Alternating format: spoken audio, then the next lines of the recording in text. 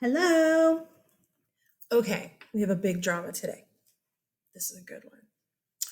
So in your notes, we just dealt with William the Conqueror, yeah, taking over England, and remember this ties England and France together now. During the medieval period, they're like a French empire with kings of France coming no, with kings of England coming from France. The king of France is above the king of England. Crazy and confusing. Yes? Okay. We're moving to the Plantagenet kings. Right here. Plantagenet. We'll have Henry II, Richard the Lionheart, and then John Lackland. Okay, look, let me show you something else. I showed you this yesterday. The kings of England, yeah? Henry II Plantagenet rules for roughly 30 years. Richard the Lionheart, only 10. John Lackland, about 15. And something very important happens at the end of his reign. You should have talked about it a little bit last year in geography. Something that happens in 1215. Okay. Henry II Plantagenet. Henry II, here's a picture of him. Crappy medieval art. I mean, really fun medieval art. Yeah.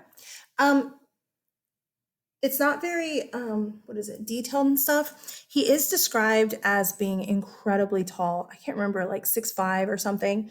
Incredibly broad shoulders, fiery red curly hair. He had they describe him as having like a what is it, like his cheeks flush when he gets angry, and he has like this flash temper, and his whole family's just drama. It's so fun and so sad at the same time. He becomes king of England, okay? And he will marry a woman named, here we go, Alienor. Okay, this is Henry II, by the way. It looks like alien or, because that's the French spelling. In English, it's Eleanor. But her name's Eleanor of Aquitaine, all right?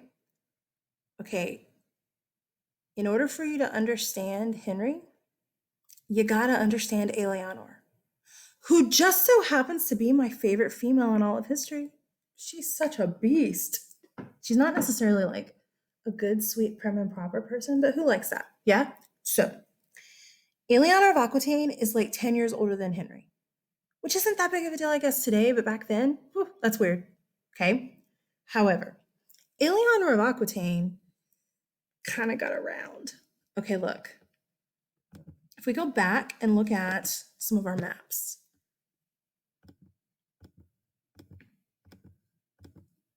did I not do a map of it? Oh, sheesh, man.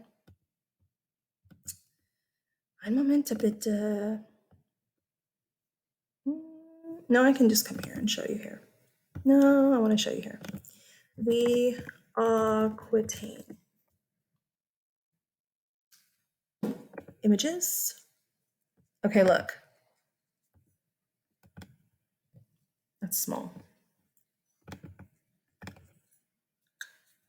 Man, what the heck? Okay, we're just going to have a small map. It's just the way it is. Ah, bigger. Okay, what you're looking at in this map is France. Okay? What you're looking at in this map is France. Yeah, Paris is up here somewhere. Okay, this over here is the Holy Roman Empire, and you have England up here. This right here is Normandy. All right? Look at this big chunk of land. It's called the Aquitaine. Eleanor's father was in charge of the Aquitaine. It was his land. That is the biggest single chunk of land in medieval France. Okay? So, whenever the King of England was looking for a daughter, was looking for a wife for his son. Dang it, I am just off right now. Let me start over. Whenever the King of France was looking for a wife for his son, okay, the King of France, he looks at Eleanor of Aquitaine. She has the biggest chunk of land, and that is her dowry to him. Dowry, we talked about it a little bit in class in China when we dealt with China. That is like the gift that a groom is given, usually given by the father whenever the groom marries his daughter. I mean, you'd think that just getting the girl would be enough, but you also have to like give a gift to the guy. It's like a thank you for marrying me type thing. So the idea is that marrying Eleanor of Aquitaine, this land is the dowry that the new king will get. The king that she's going to marry, his name is King Louis the Seventh. All right. Eleanor and Louis the Seventh get married, and immediately she's Queen of France. But wait, I thought this was a story about England. Hold your horses. She's the Queen of France. Okay. Okay, there's problems immediately once they get married. Because see, this King Louis the Seventh has a weak personality, a soft personality, whatever you want to call it, personality. He's very meek. He gets pushed around. That's not going to work for King. He walks into a meeting and he's like, are you guys ready to start? Because I'm ready to start. No, you want to keep talking? Okay. Yeah, you can't do that as king. You got to walk in and be, all right, here's what we're doing. And he doesn't have that. Okay. He's very like, yeah. So Eleanor is the total opposite. Eleanor of Aquitaine was seen as this like great medieval beauty of the time. Okay, you ready to see her? You're going to laugh. This, oops, is Henry II. Just kidding. Is Miss Eleanor of the Aquitaine. Oh, I can't make it bigger. Sorry. What the heck is that? Medieval art is not considered good art. That's her. There are other paintings of her. This is a famous one. If you Google her, this will come up. Y'all, this painting wasn't drawn of her. I think it's from the 1800s. It's very romanticized, okay? She is described as having like auburn hair, kind of reddish brown. She's described as being absolutely beautiful of the time. This is totally romanticized, not accurate at all. But if this is what you want to think, sure. Because I mean, that is our other option. This is also another version of Henry II Plantagenet. You see his red hair a little bit better here? I forgot to show you this picture. It's a little bit better than that picture. But at this point in our story, Eleanor, this beauty of a queen, she's married to the French king, Louis VII. She was highly educated. Her father educated her, which is awesome. But in the medieval period, it's a little bit of a curse because women are supposed to be like seen, not heard. Women are supposed to be like in charge of the house and in charge of the husband and in charge of the kids. And like you certainly are not in charge of politics. No way. Yet Eleanor just starts going into government meetings. The king's like, oh, the women sit out here. And Eleanor's like, nah, me. And she starts ruling through Louis VII. And she's like, pass this law, please. Sign it. And he's like, no, I can't do that. And she's like, oh, I guess I can't sleep with you tonight. It's called bedroom politics. And Eleanor was a master at it. Withhold sex, get what you want done. So she's going to rule through Louis VII. Louis VII is going to be kind of like a puppet to her. She's pulling the punches. Here's the problem, though. The nobles know it. The nobles totally make fun of them. The nobles don't have any respect for Louis VII as king. So he goes to the Pope. Tattletales. He goes to the Pope and he's like, dude, I got to get rid of this woman. I need a divorce. Okay, there's a problem. You can't divorce in the medieval Catholic Church. No way. But you can get an annulment. We do still have annulments today, but we don't see them as much today. And I think there's more like strict rules about it today. But historically speaking, the difference in a divorce and an annulment, a divorce happened, the marriage happened, and you admit failure. In an annulment, I was never married to that person. It didn't happen. It's wiped away. It's totally annulled, deleted. Historically speaking, the only way that you could get an annulment is if you could prove that you had never consummated the marriage. What does that mean? Prove that you never had sex. Okay, how do you do that? You don't have any. Oh. The Pope gives Louis an annulment. He and Eleanor are no longer married. She's out. But what about this land here? Remember this land, the Aquitaine? Alienor owns it. It goes with Alienor. When Louis annulled her, he basically gave up this.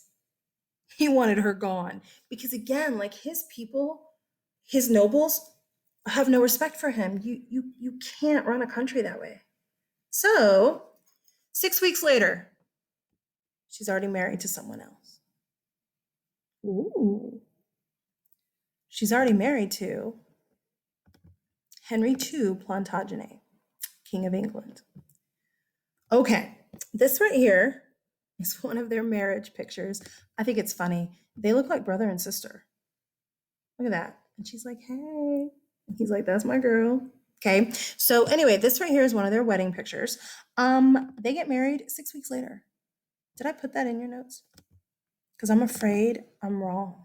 8 weeks later, I was sitting there thinking, I don't think it's 8 or 6. It's 8. Sorry, just kidding.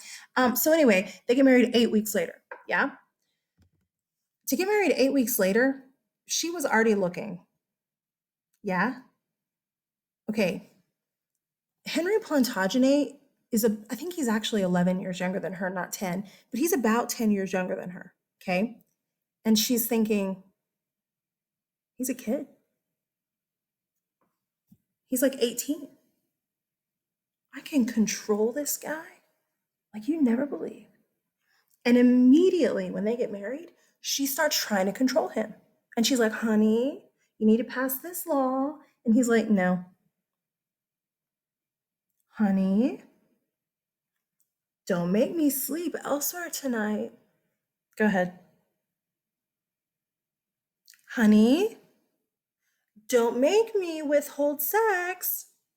Doesn't matter. I'll sleep with your maids. William isn't going to play. Did I just say William? Henry isn't going to play her game at all. He's in charge. He knows it. He doesn't have a weak personality. He has a very big, very strong personality. These two, with both of their personalities being strong, it's the biggest headbutting thing you've ever seen in your life. I'm kidding, or I'm not kidding. It's Jerry Springer on crack all the time. This household is a holy mess. However, they do like each other a lot. These are their kids right here. Okay. The oldest son is William. He's named for William the Conqueror. I guess. I mean, I assume. I don't know. But William. Well, unfortunately, William dies. I don't remember if William is a stillbirth or if William dies in like infancy or early childhood. I don't know. But William, meh, he dies. Then later, they'll have another son, Henry the Younger. The younger is what we would say junior. They say the younger. Okay. So Henry the Younger is Henry Jr. All right. I know this story gets complicated when we have Henry II and Henry the Younger. So just hang on. Henry the Younger is being trained to be the next king of England. Okay, he's being taught by his father how to command a room, how to control the nobility. He's being taught by his father how to make laws, how to broker what are they called, treaties, all kinds of good stuff. He's being trained to be the next king. They have another son, Richard the First, and he's known as the Lionheart. Richard the Lionheart doesn't really have any interest to be king. He doesn't want it. He's a warrior. He's a knight. In fact, he's like in charge of the knights. He loves being a knight. That's what his thing is. He wants to continue. He doesn't want to be king. He's very happy that his older brother, Henry, is going to be the next king. Yeah? Let me show you the list of kings.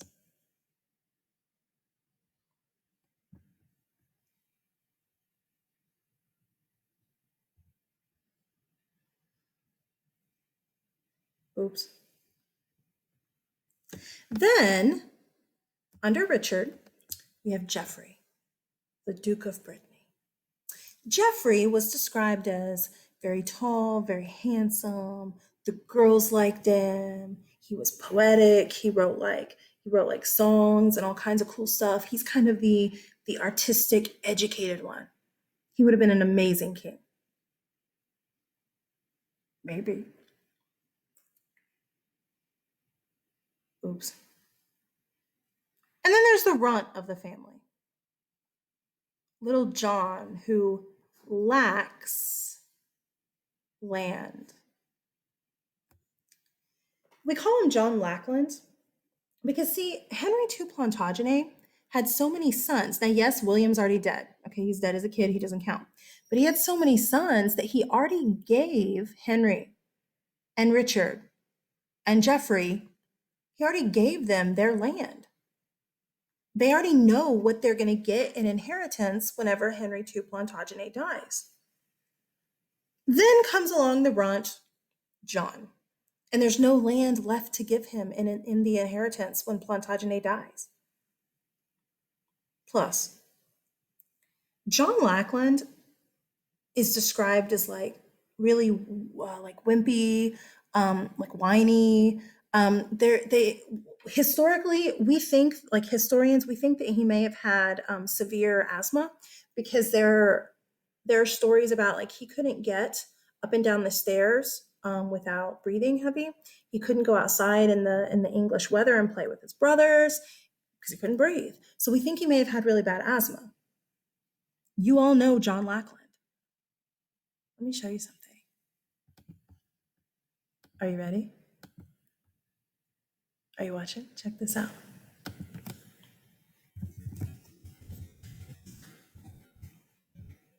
You see what I'm typing in? Oh, no. Not in Google. In YouTube.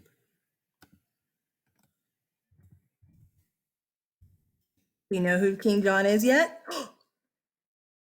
Yeah, this is him.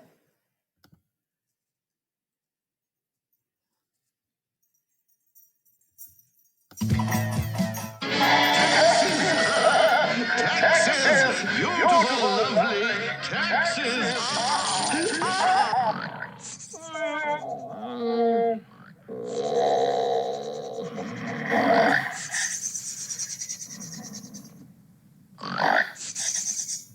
Robin Hood? Good evening. I'll get... You took the words right out of my mouth, PJ. I know you've all seen this. That is John Lackland.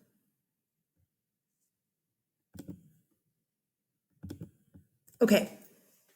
King John, well, Prince John, has no chance to be king. Like, none. When you have this many brothers ahead of you, no chance. Richard the Lionheart is okay with not being king. Okay. I don't really know about Geoffrey, like what he thought or whatever. I don't think I've ever read any of like Geoffrey's writings, but I don't know. But I mean, it's definitely, John's never going to be able to be king. Look at our list of kings.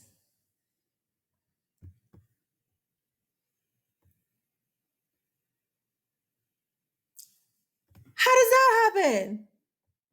Well, I'm glad you asked. Before we move on, I want you to see the girls and their family because Alienor and Henry Plantagenet did have girls. Girls, hi, I'm a girl. I don't mean this rude. They don't matter to our story. But I did want you to see the princesses, okay, the daughters, Matilda, Alienor, and Joan. Matilda is married to one of the kings in the Holy Roman Empire. Eleanor, like Eleanor Jr., is married to one of the Spanish kings, King of Castile. And then we have Princess Joan is married to a king in Sicily, Italy. So all these daughters do go off and become queens elsewhere. Okay, I feel bad leaving them out, but I mean, really, they don't matter to our story. Sorry, ladies. Okay, so moving along. Now that we know the story, now that we know the kids, yes? Okay. Henry II Plantagenet is going about his business. He's doing his thing. He's doing some really good things for England. Like one of the big things he does, it's like a big deal, is he really gets trial by jury going. Now, it's not a trial by a jury of your peers. It's trial by a jury of nobles. So if you're peasant, kind of sucks to be you. But he kind of gets that idea rolling. He has too much to do. All right. So that's one of his things. He also has all kinds of issues with the Pope, all kinds of drama there. But he and his wife are fighting like freaks. And they were abusive to each other. It's not just that Henry Plantagenet hit her, she hit him back. It's not just that he slept around on her, she slept around on him. They were abusive to each other. But again, let me just show you this again. They had them some kids. Eventually, as the boys get older, Eleanor has this bright idea. She says, Richard, because Richard was always her favorite. Where is it? Here it is. She says, Richard, how about you revolt against your father? If you and your brothers can get your father out of control of the kingdom, Henry the Younger can become king. And Henry the Younger wouldn't beat me. I love Alienor because of how I love her historically. I don't want to meet her in real life. But she's so manipulative. She plays the game like crazy.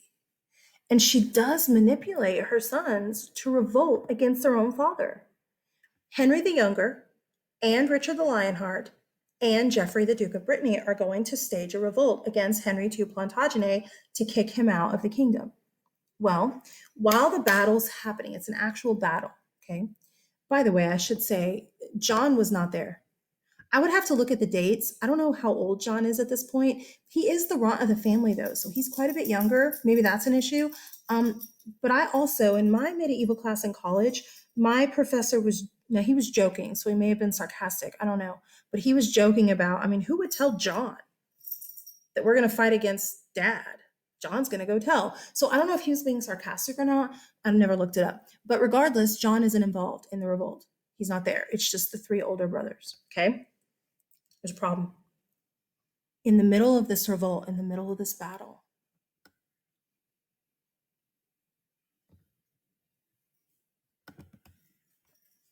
red equals blood. Henry the Younger is killed. Henry the Younger dies, and Richard is like, crap. Except when this revolt stops, it does stop because of Henry the Younger. Okay, nobody's happy that Henry the Younger died. Henry Plantagenet is upset. The brothers are upset. Well, Henry Plantagenet punishes the guilty parties. Eleanor of Aquitaine, for setting up the whole thing, is locked in the tower for the rest of Henry Plantagenet's life. Y'all, she's still queen. she still comes down for like Christmas and parties and stuff like that. But she's not allowed to have like just total free reign of everything. She is watched because Henry doesn't trust her. Richard and Geoffrey are also put in prison. I don't remember how long, like 6 months or something, maybe a year, I don't remember, but they're put in prison. What they did is called treason. Treason is trying to overthrow your government, overthrow your king. Typically, the punishment for treason is death. You lose your head. These boys should have been killed. I'm sure John was like, yes, yes, yes, kill him, kill him. But Henry Plantagenet doesn't do that. He puts them in prison for a while. They sit in a dungeon for a while. When they get out of the dungeon, okay, they basically do whatever Dad says. Dad tells Richard, you're going to be the next king. Richard's like, no, Geoffrey can do it. Dad, I don't want to be king. When they crown me king, I'm going to abdicate the throne. When you abdicate the throne, you take your crown and you give it away. I don't want it. We'll see other kings. We'll see, especially Charles V later in a couple of units. He's going to abdicate. When he gets older, he gives the crown to his father. His son.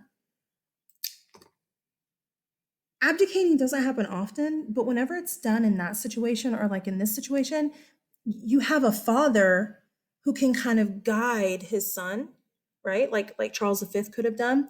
Or in this case, Richard the Lionheart didn't want to be king. You and I both know when you really, really, really don't want to do something, how good of a job do you do at it? Be honest. You don't. Richard probably shouldn't have ever been king. He's a terrible king. But he's next in line. Henry Plantagenet's like, you're next, you're king. So he starts kind of preparing Lionheart to be king, although Lionheart's still like, Geoffrey's going to be king. Well, let's get my blood red highlighter. Geoffrey ends up dead. One story, I don't remember the other story. There's multiple stories here. I don't remember the other one. But one of the stories, he died in a jousting tournament.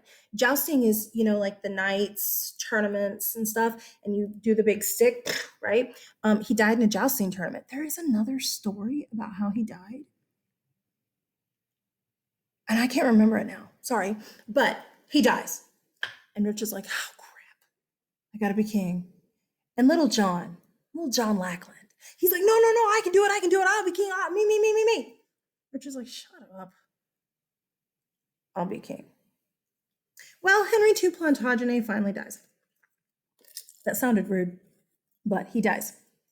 Okay, when Plantagenet dies, let me get my red. He's dead.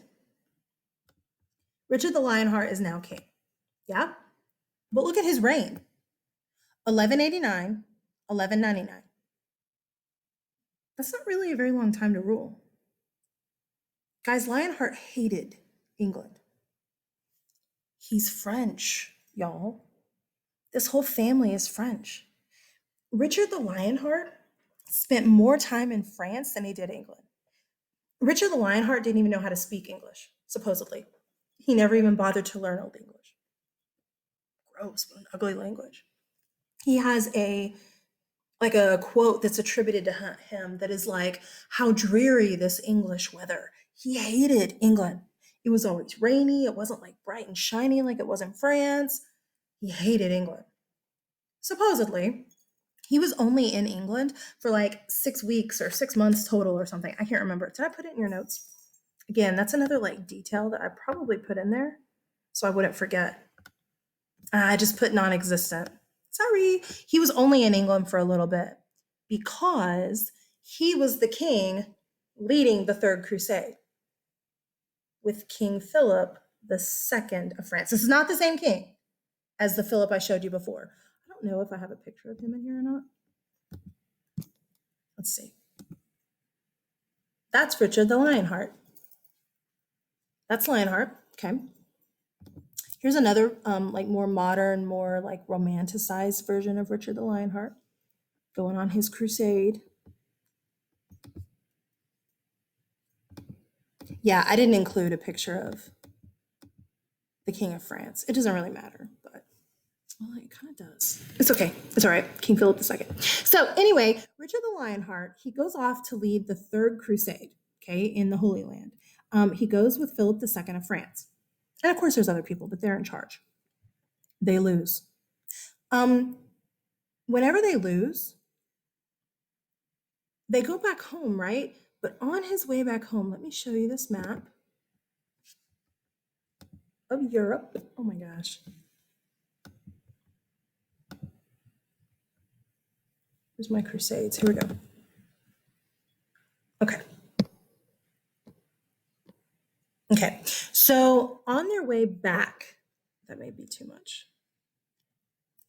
Because he's from up here, Lionheart's from up here. Well, not really. They both live in France, but who cares? But anyway, they're going back to England and France, respectively. Okay. They've been fighting down here. Okay. On their way back, we're following this, like, what is this? This red line. On their way back, they go through this part of Austria. Okay. Lionheart gets basically kidnapped at a place called Dürnstein. I've been there, and I'm not going to pull up all the pictures of the fortress, but I'll show them in class. And if you missed that day, this day, whatever, and you're watching this for tutorials, come see me because the fortress is really cool. It's just ruins. It's awesome. But anyway, he gets like basically kidnapped because he's nobility, right? And he's like, I'm the King of England. And the Duke of Dürnstein doesn't believe him. It's in this area. He's like, I don't know who you are. And so he says, okay, fine. If you're who you say you are, then let me hold you for ransom. Well, Eleanor of Aquitaine, believe it or not, is still alive. Guys, if you look here at her dates, oh, I'm sorry. Look at her dates.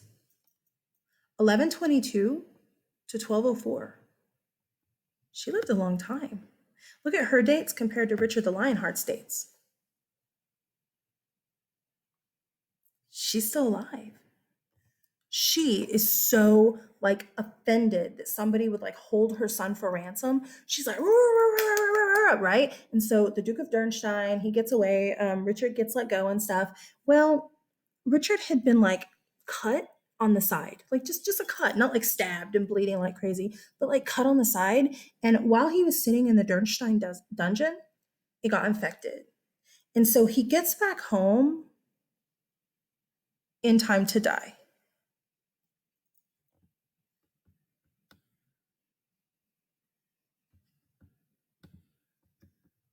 Those are your Robin Hood stories, okay, where Richard the Lionheart is gone. He's fighting the Crusades. And John is the prince left, taking care of England. The kid who had no chance to become king. You have 4 older brothers. That is not the norm, that 4 older brothers are going to die so you can be king. That's just crazy. The kid who never had a chance is now king. And let me show you something else.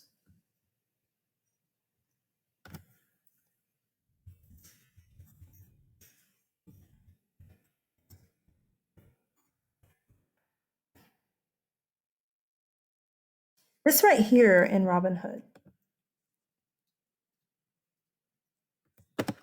Say, we better get over to the church. This is supposed to be Richard the Lionheart.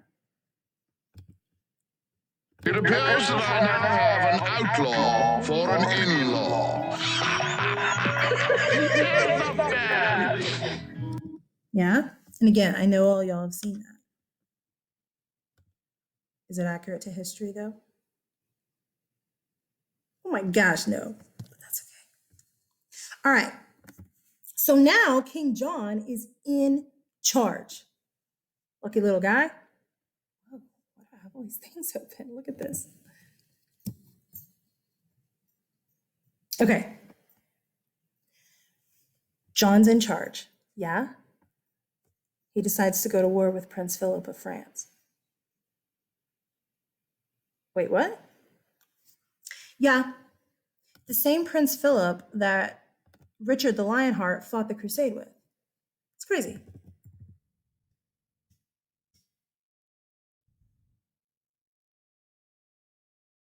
Here he is. King of France, okay, Philip II. He and Richard the Lionheart were good friends. There's some people who think they were really good friends, but they're good friends, okay? Richard the Lionheart, Philip II, they just fought a crusade. Richard dies, John goes to war. Okay, John is not a military guy. John has not been trained how to be a king. He doesn't know what to do. He doesn't know politics and stuff. He loses. He goes to war multiple times against Philip II, and he loses each time. Okay? Guys, wars are expensive. All right? Wars cost a lot of money. And one of the things that he's doing while he's going to war is jacking up taxes. Again, that's where your Robin Hood stories come from. All right? Is he's jacking up taxes in order to go on these wars. This is a picture of John Lackland, medieval picture. This is a little bit later of a picture of him. King John. You can see his red hair like his father, like his whole family, really. But that's a picture of King John. The taxes are jacked up to such an amazing amount that the nobles have had enough. Not only that, John continually going to war against Philip II. Remember what William Conqueror did by connecting France and England? He is the noble underneath Philip II. Philip II is above John Lackland. And the nobles are like, okay, we're going to all get stripped of our titles because he is above you, King John. So the nobles get together and do something. Okay, listen. One of the things that I hear a lot on things that are like History Channel things or whatever is, wow, John is the king who signed the Magna Carta. Yeah, he did. That's a big deal because the Magna Carta is a big deal. Here it is. Hold on, where's my arrow? I can't go to the next picture. Where's my mouse? There it is. Magna Carta, or one of the copies. There's a little bit of an issue with that. John did not write the Magna Carta. The Magna Carta is not John's idea. The English nobles wrote the Magna Carta. John was forced to sign it with like a sword to his throat or whatever. So when people are like, oh, praise King John, yeah, because this is awesome for medieval stuff and for even us today still. The Magna Carta greatly inspires our government. But it wasn't John's idea. John did it so he wouldn't, get slaughtered. Okay? Regardless, in 1215, the nobles have had enough. And the nobles write the Magna Carta, they take it to John, they put it down in front of him, and they say, sign it. John signs it. So what is the Magna Carta? Well, basically, just think of it like the early Constitution. It's laws. Okay, the Magna Carta does several things, all right? Before we go into it, I want to show you, look at the gorgeous writing. It's so cool. Oh, I thought I had it on here. Okay, one of the things that the Magna Carta does If you look in my classroom, I have that Magna Carta painting that says no scutage nor aid. Yeah, that's a line from the Magna Carta. That whenever you translate that into like our English, it means no taxation without representation. Here's what that means. If I or my group of people is not represented in the government, then you cannot tax me. Okay, when you have a monarchy, a king, is anybody represented in the government with one man in charge? No, it's just a king. So this sets up something. It sets up a body of government called Parliament. Parliament is basically like our Congress. They help make laws. Okay, now today they make laws. But at that time, they were like government advisors and they were going to help the king make laws. Okay.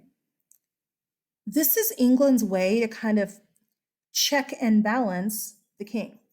What this does is it creates a two-branch system in England. In America, we have a three-branch system, the three branches of government, right?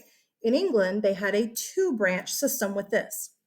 You had the king that was like the executive branch, and you had the parliament that was like the legislative branch. The king, as the executor, carries out the laws. He's the face of the government. The parliament makes the laws. But in theory, they both make them together. There's just a problem. According to the early Magna Carta, the king can make a law, but he has to take it to Parliament first and get it okayed by Parliament members. If the Parliament members don't like the law doesn't pass. Parliament has to accept the law or it doesn't pass. On the other hand, Parliament members could pass laws. Could write laws, sorry. They take their law to the king. If the king likes it, it passes. If the king doesn't like it, it passes. Wait, what? If the king writes a law, Parliament has to okay it or it does not pass. If Parliament writes a law, the king does not have to pass it and it still passes. Who has the power in England? Not the king. Guys, still to this day, the government of England is really run by Parliament. The royal family, I'm not dissing, okay? But the royal family, it's a traditional thing. Now, do they listen to the Queen of England? Yes, it's called respect. But do they have to? Not really legally. So the Magna Carta kind of creates this body of government, Parliament. Now, Parliament's going to be fleshed out and explained more later, right? But then you have this right here, this idea of no taxation without representation. If my people are not represented in Parliament, then I don't have to pay taxes. This is going to bite England in the butt over and over and over again for the rest of this year. The Americans call for this. The American colonists are like, hello, where's the American colonists in Parliament? Because if there's no colonists in Parliament, then I'm not being represented. And if I'm not being represented, then forget your taxes. This is going to bite England in the butt over and over and over again. Where's the Australian? You own Australia. Where's the Australian in Parliament? Who's representing me? Who's representing the Indian in Parliament? This is going to bite England in the butt. Just wait till next semester. Over and over and over again, we're going to talk about this. No scutage nor aid. Look in my room at the painting that I have of the Magna Carta. This is a big deal. Okay, I gotta finish England. I know that this video is getting long, but I don't care. I gotta finish England. King John dies, yeah? And then like William, I don't remember, honestly. Henry III, oh, that's right, Willie, Henry C, Henry, Richard, John, Henry III. Isn't that sad that I know the kings of England, but I don't know the presidents? Oops. Okay, anyway, so we have John's dead, Henry III takes over. Okay, then we have the Edwards take over. Okay, fast forward. We're in the year 1337. Yeah?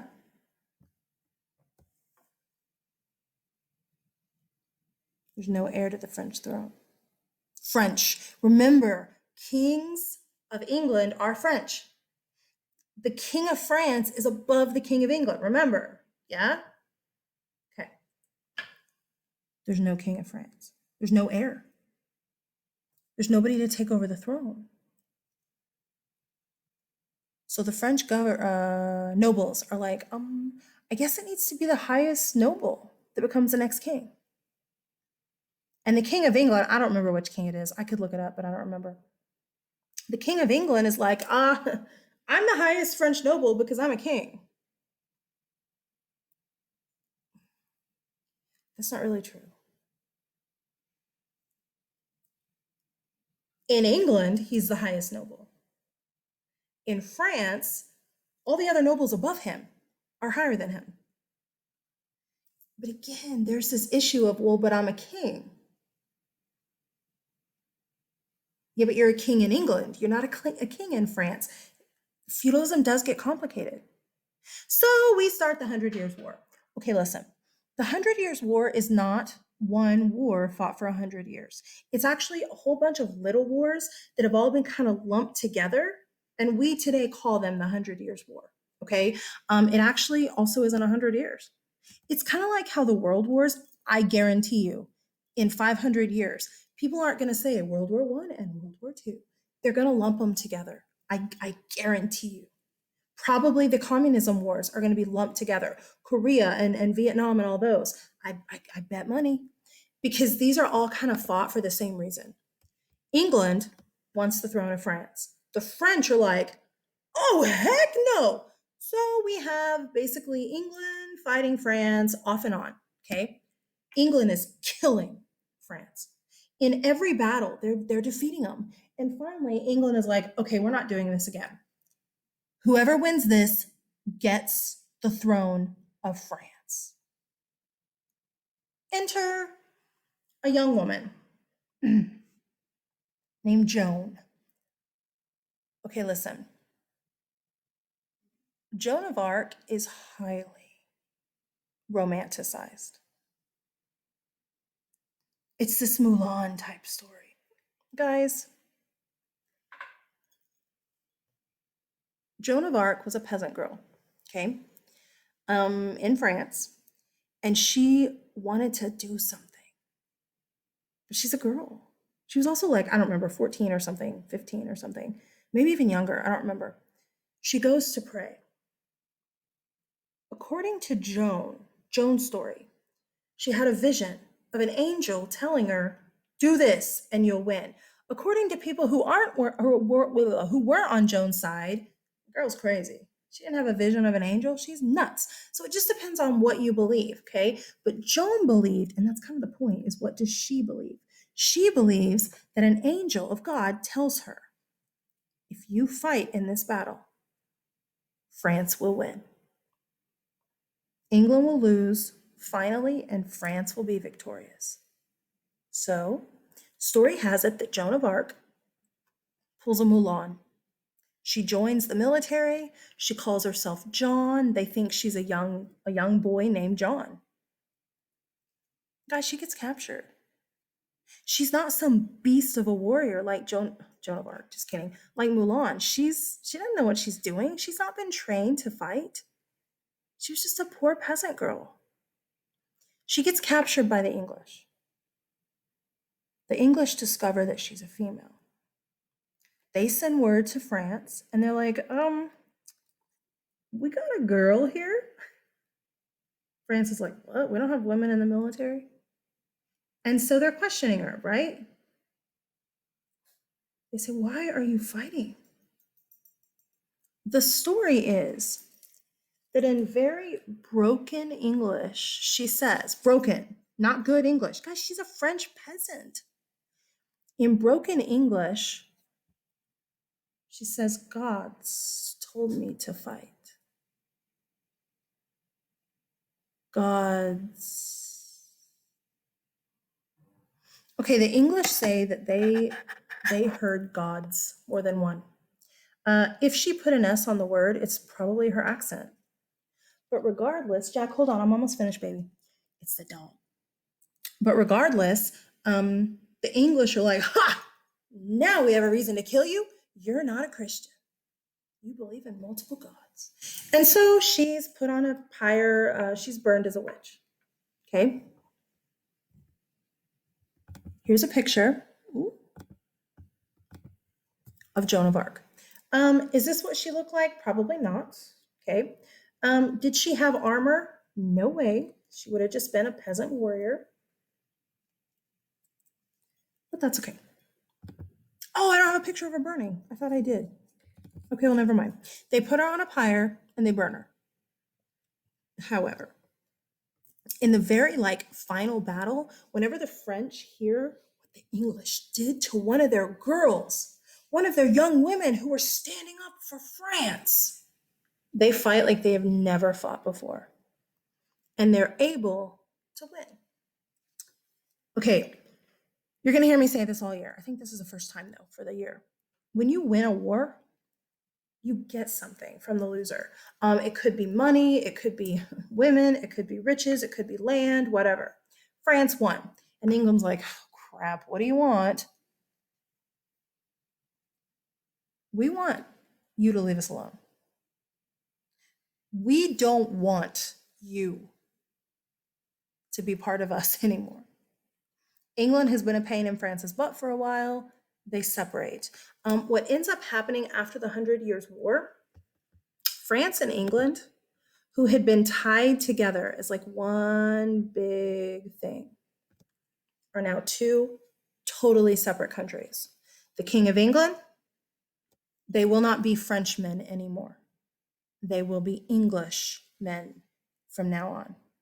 You're going to end up with two completely separate identities in France and England. You're going to end up with a French culture that is cultivated. You're going to end up with an English culture. You're going to end up with what it means to be English and French, and they're not the same. All right. It's going to take some time, but over time, they're going to become two completely separate countries with completely separate national identities. Now they're going to have a love-hate relationship with each other still, all the way up until now. Sometimes England is the big brother taking care of France. Sometimes England and France are fighting each other. Okay, so they're definitely going to have a big brother, little brother relationship where sometimes they're friends, sometimes they hate each other. But they are now two completely separate entities. Okie dokie. Story of France and England is a messed up, confusing, convoluted one. But it's a fun one. Okay, and when we come back to England, it'll be another crazy guy, King Henry VIII. Bye, guys.